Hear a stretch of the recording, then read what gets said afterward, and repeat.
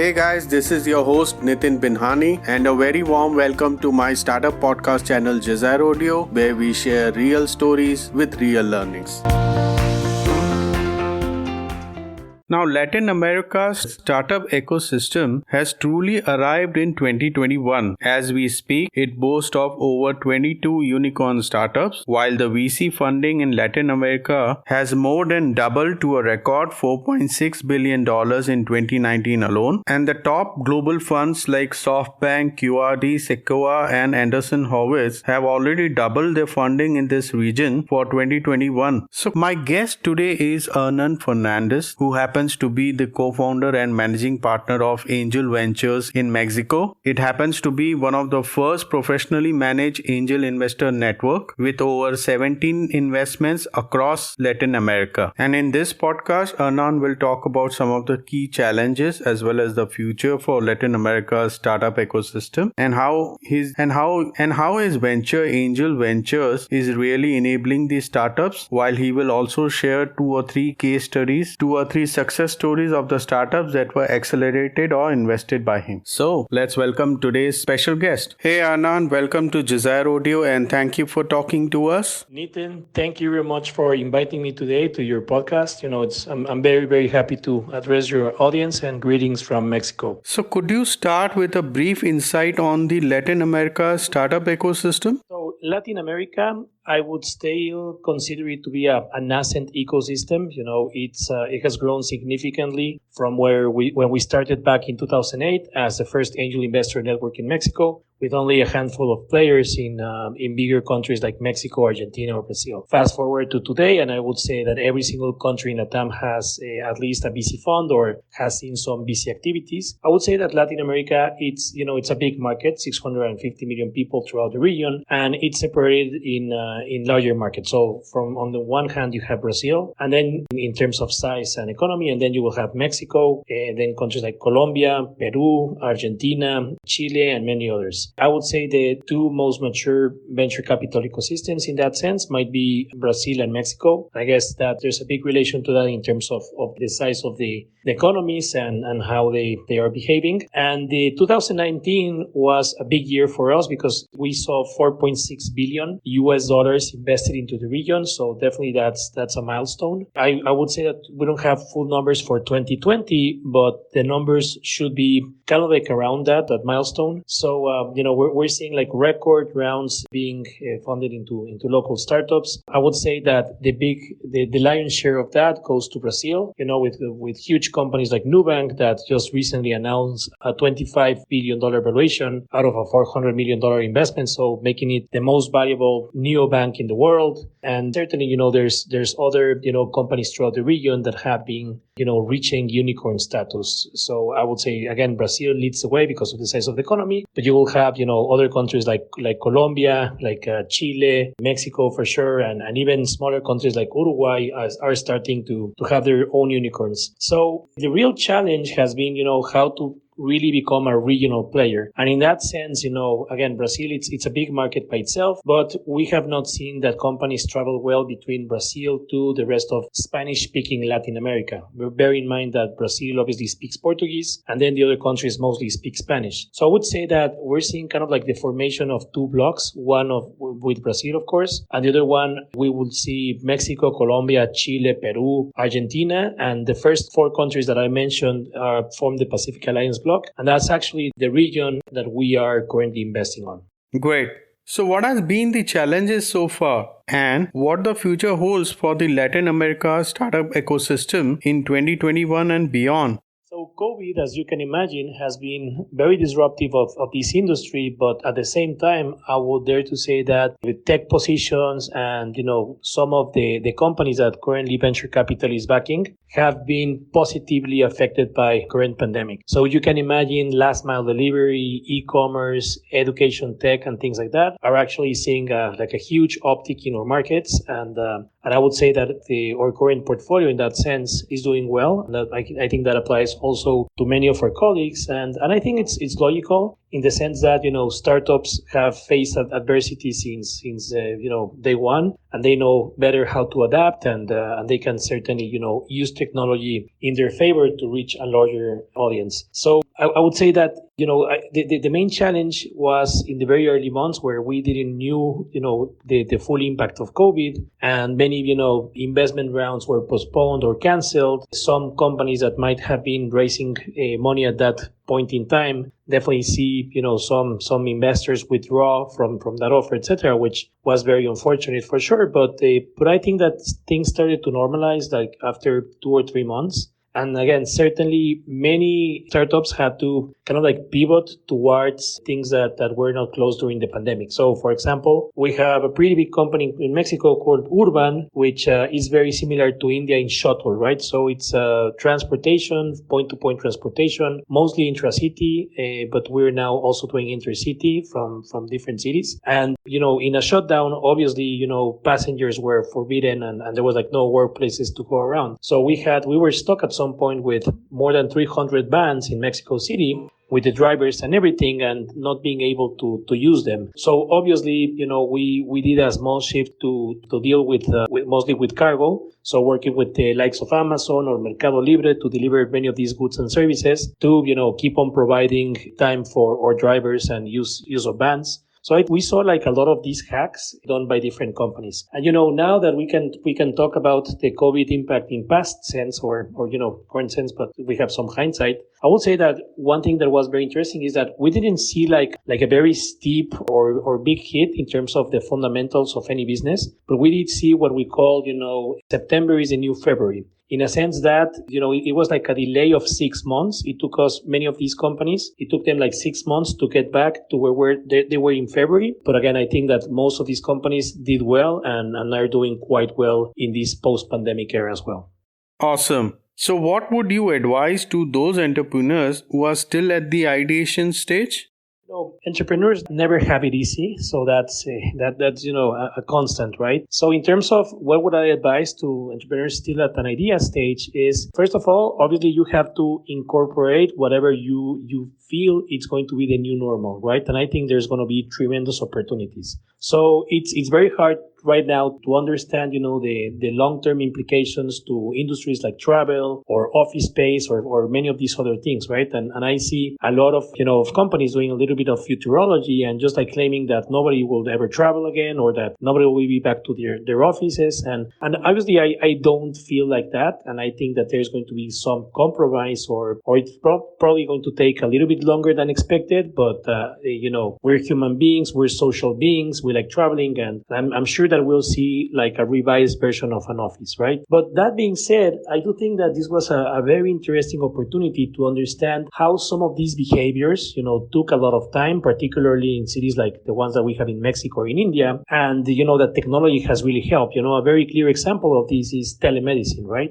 So obviously, at least in Mexico City, to go from my house to a doctor's office that it's another part of the city takes me like an hour, right? One way. Then once that you're there, the doctor is usually very busy. So you also have to wait for, another 20 or 30 minutes. And if that's with children, then obviously there's a lot of, it's not a very smooth ride. And then an hour on the way back. So nowadays we're doing many of these telemedicine services, right? And let's face it, with Google Health and services like this, my wife knows, 50% chance what the child has. Obviously we will never auto-medicate or things like that, but now it's actually a very seamless experience. And obviously they need to sort out some things regarding, prescription medicine and things like that. But I would advise entrepreneurs to think all of these, processes that have been, with us forever and that took a lot of time. And there was like a lot of like friction of getting to one point to another. And now it's kind of like the mental shift of using and embracing technology and how to do it.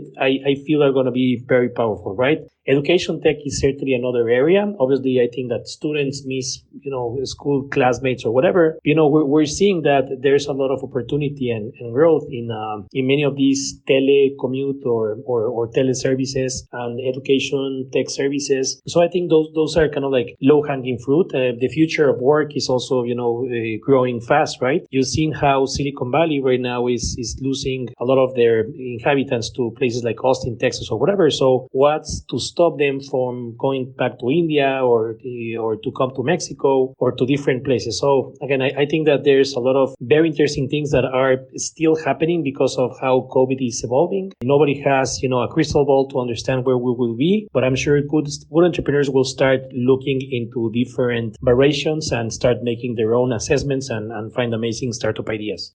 So, how is your venture, Angel Ventures, really enabling these startups across Latin America?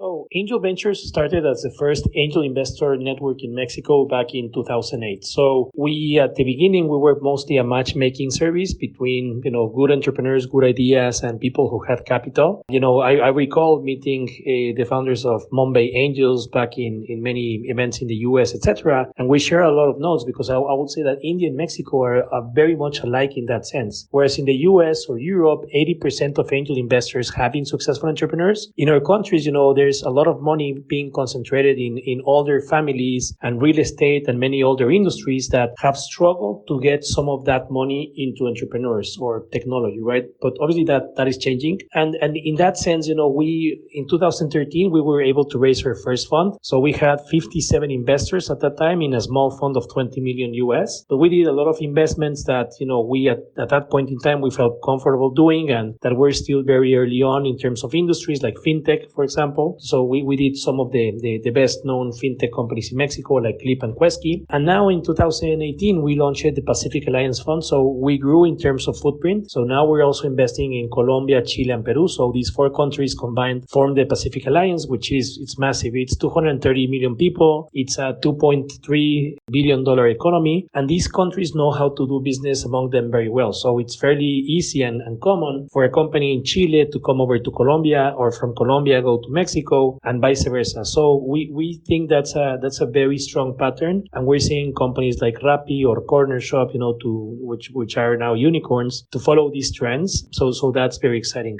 And in terms of India, again, I love India because you guys have deep tech capabilities that many places in other countries of Southeast Asia or Middle East, Northern Africa or Latin America do not have. So we like, for example, companies like Misho. I think that they will do a huge business here. Or, furniture rental companies like Rentomoyo, which we met the founder, amazing guy, amazing business. I think that some of these verticals are still not present in our markets, and we're looking for ways of how many of these companies could, start expanding. And obviously, everybody knows Oyo is very active and is big in Latin America, or even Practo at some point started expanding into here. So I would not rule out, very well-funded Indian startups to start looking way beyond their markets and way beyond their comfort zone in Southeast Asia, and hopefully start thinking about Latin America. And in that sense, we would love to get to know many of these companies.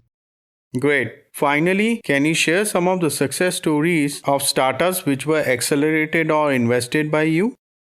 In terms of, success stories, obviously there's a lot of stories in the making, but I'll be happy to share a couple of them. So we invested early on in Clip, which is, a Mexican version of Square. So it's one of the leading payment solution or payment ecosystem in Mexico for small companies or, self-serving professionals like, doctors and many others. We just surpassed, every other single bank in Mexico as the largest credit card merchant. And now, building towards a more robust ecosystem in terms of like lending and understanding, the intrinsics of the Mexican economy. We love this venture because Adolfo has always been a visionary. Adolfo is the founder and he used to work for PayPal, right? So when working at PayPal, he was looking at the rise of Square, etc. And he was always bullish about how to bring these kind of solutions to Mexico. But at some point, he didn't got, enough attention and he said, well, I have the knowledge, I know the market, and I know this is going to be good for the country and it's going to be an amazing business, right? So we really like it when an entrepreneur has passion and skills to build a company. And it's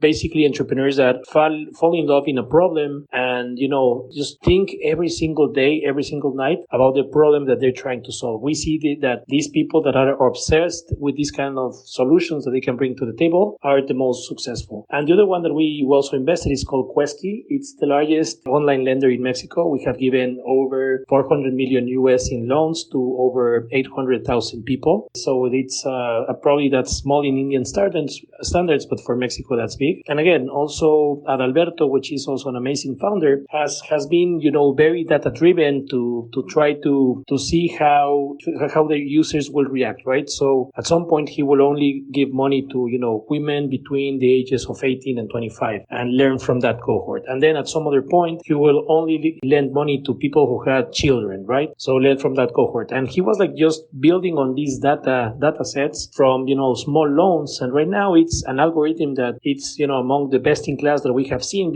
and with the real data that they manage. And Quesky now it's one of the most promising companies in Latin America, hands down. And they just started doing other things like online lending and purchase finance and the payday advance. So I'm very bullish on what Quesky is doing, and I think that what's in common of these two companies, it's amazing founders that have really thought thoroughly about the problems that they're trying to solve, and they're passionate about their companies and building the right teams to do these endeavors.